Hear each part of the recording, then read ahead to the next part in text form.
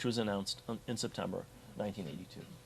On the eve of the launching of this, the National Intelligence Council produced a memo by an analyst who I believe was later on killed in the U.S. Embassy in Beirut. I inquired, and I think it was Robert Ames, who was the National Intelligence Officer for the Middle East, the top CIA analyst of the Middle East, a man who really knew what he was talking about in some respects, and who I think penned the memo, which I quote at great length in this book. And what this memo said was, Begin is not going to budge on his interpretation of autonomy. And his interpretation of autonomy is that Israel keeps complete control. There is only one sovereign power between the Mediterranean and the Jordan. The Palestinians will not get real police powers. Israel retains control over security. The settlement enterprise cannot be stopped. It will expand. Land and water remain under Israel's control. Jerusalem belongs to Israel. But within those parameters, there can be autonomy. And so this CIA analyst, a very smart fellow, said, of course, that's not our position. And we don't have to agree with Begin, but this is what he's going to say. And of course, the moment the Reagan plan was issued, with very minimal warning to the Israelis, and they went ballistic about this.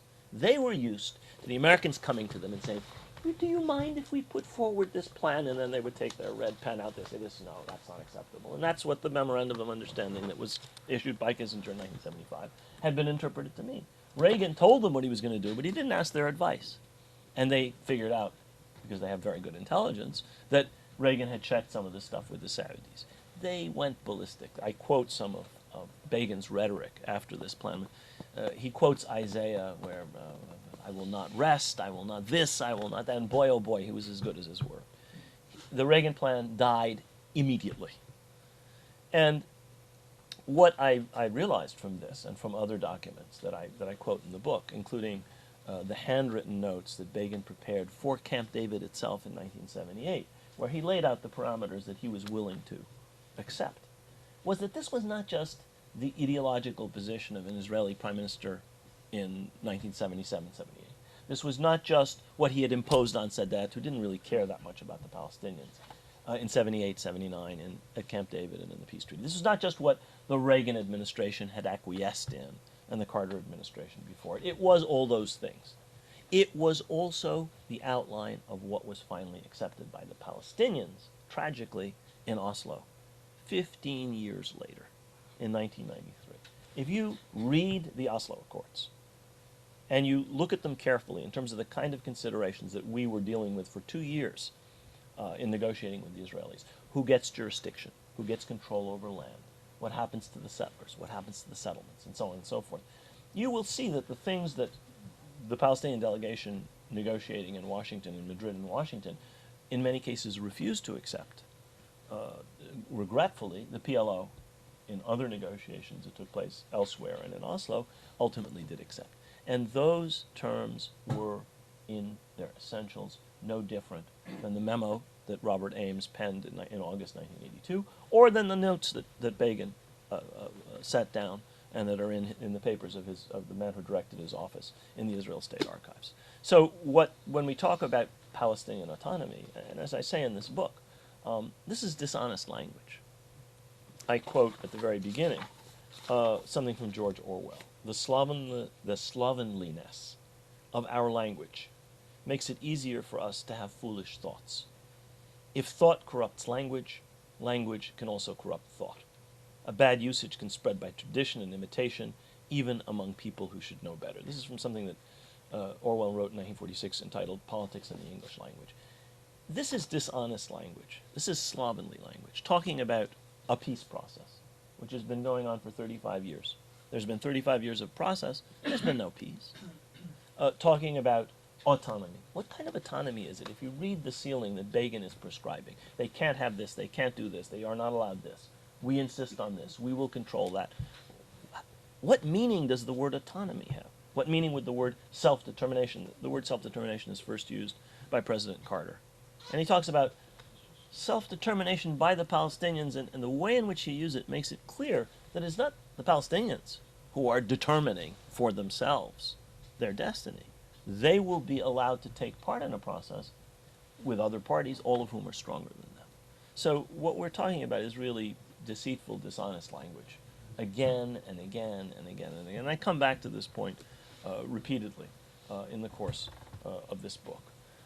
And that's the third point. I guess the second point is that we've been living under the very low ceiling that Menachem Begin sketched out in 77, 78, insofar as what has been allowed and what American diplomacy will allow to the Palestinians.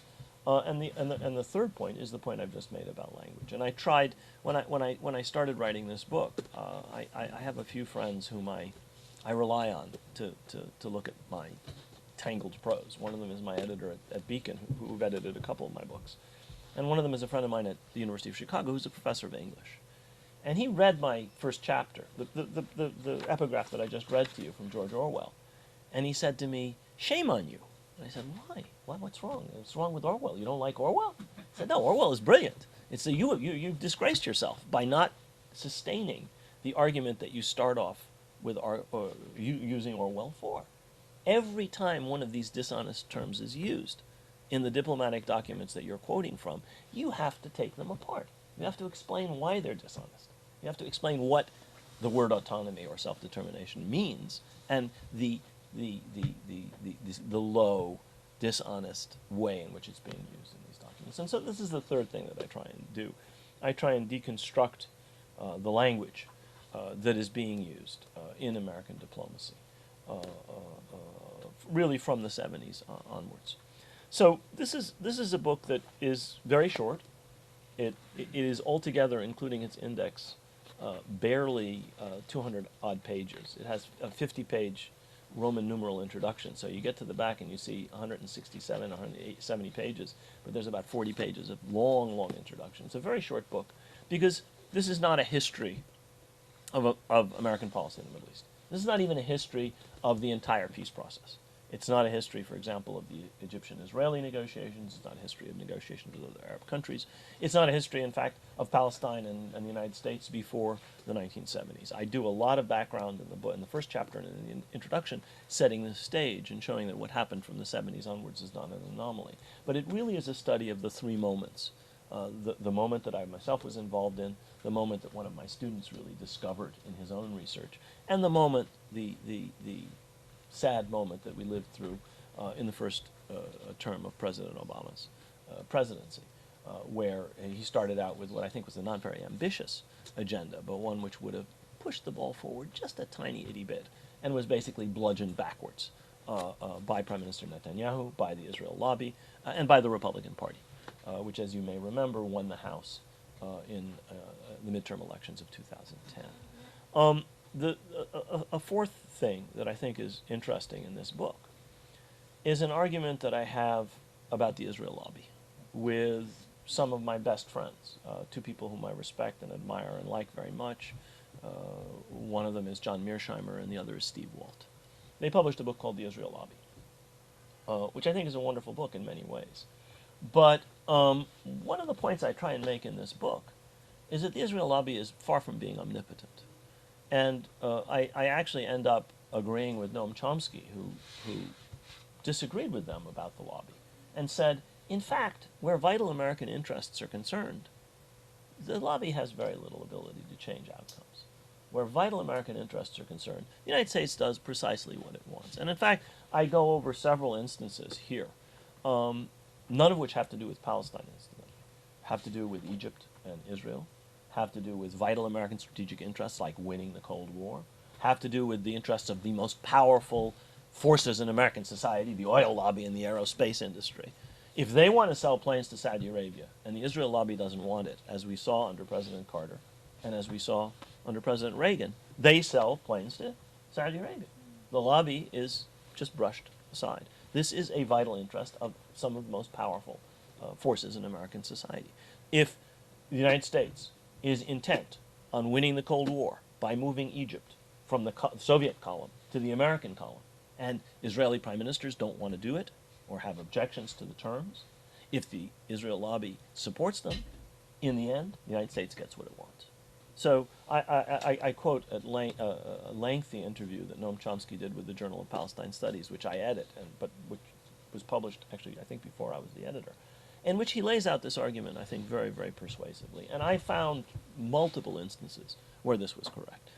This is not to say the lobby is not important. It's not to say it's not powerful. It's not to say it doesn't have influence. It's just that on issues where vital American interests are not perceived as being at stake, like the Palestine issue, which unfortunately is not one which in American politics has a lot of valence. There's not a huge amount of support for Palestinian rights in the United States. There certainly is more now than there once was, but it has not been the case that you have a Palestine lobby of any sort.